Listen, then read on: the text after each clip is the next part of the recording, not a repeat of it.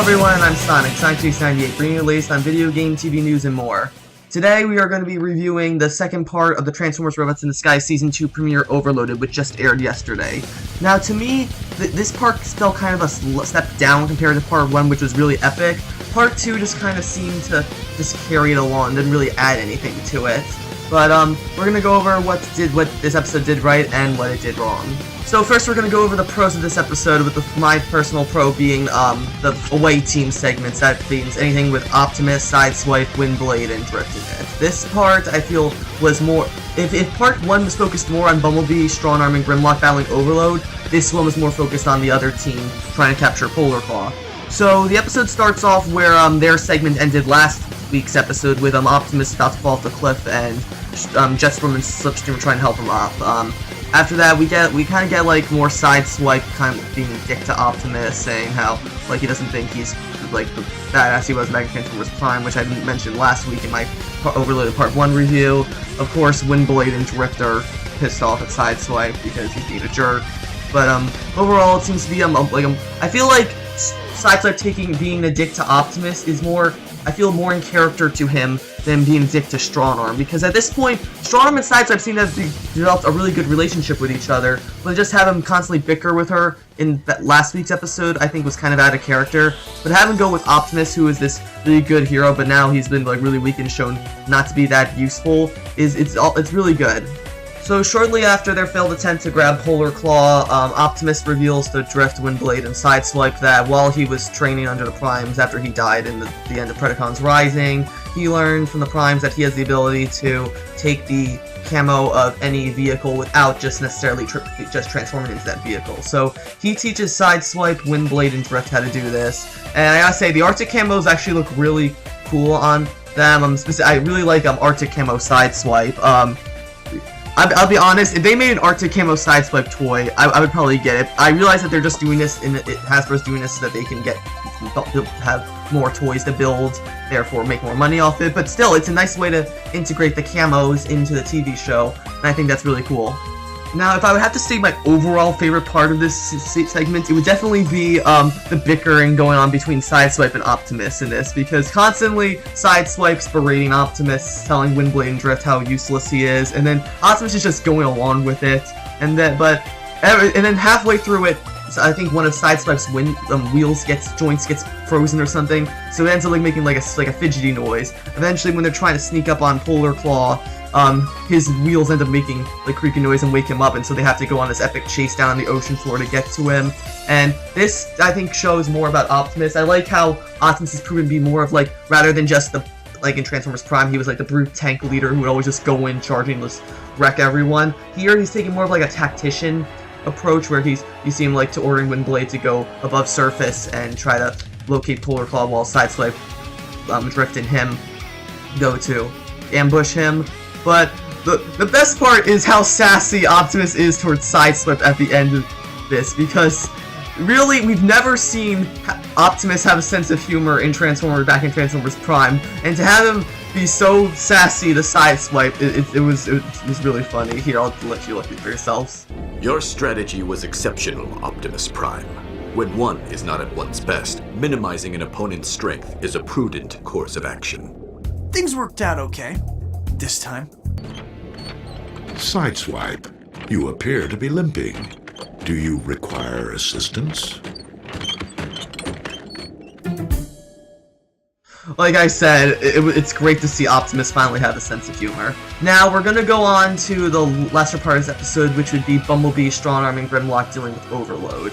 Now, if you're going to name the episode Season 2 premiere Overloaded, you should really focus on making Overload the main threat of this episode.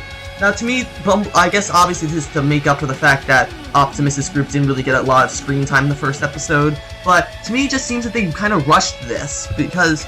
So it starts off with Bumblebee, Strongarm, and Grimlock finding where Overload met up with Backtrack and Ransack, the Cyclone Minicons. He believes that the three Decepticons fought each other, so Backtrack and Ransack went one way and Overload went another way. So Bumblebee sends Strongarm and Grimlock to get Ransack and Backtrack, which actually instead they end up getting caught between two scout groups of humans. that was pretty funny. I'll admit that, but my main gripe with this episode is Bumblebee versus Overload. Now, in part 1, it was teased that the reason why Bumblebee's such got a revenge hard on for Overload is the fact that he's supposedly Overload did something to him back on Cybertron, and perhaps maybe he was the one who brought Megatron to him in Transformers Prime, and that's how he got his voice box torn up. But it's never stated. All it says is that Overload did something to him. We never get an explanation, though I assume this might be explained later on in the season, but I don't think so. So eventually, Bumblebee comes face-to-face with Overload. He finds out that Overload's working with the Cyclone Minicons. He attacks him. He goes all rage mode on him, but because of that, he does nothing to him. Overload has no idea who Bumblebee is. This part, once again, Overload is showing to be very charismatic. Got a lot of good flashbacks to Dave Fennoy's performance as Bluebeard in The Wolf Among Us. Once again, that was good. But then after that, it sort of gets downhill. So about halfway through their fight, Backtrack and Ransack end up getting up on Bumblebee. Overload gets the upper hand, starts beating shit out of Bumblebee.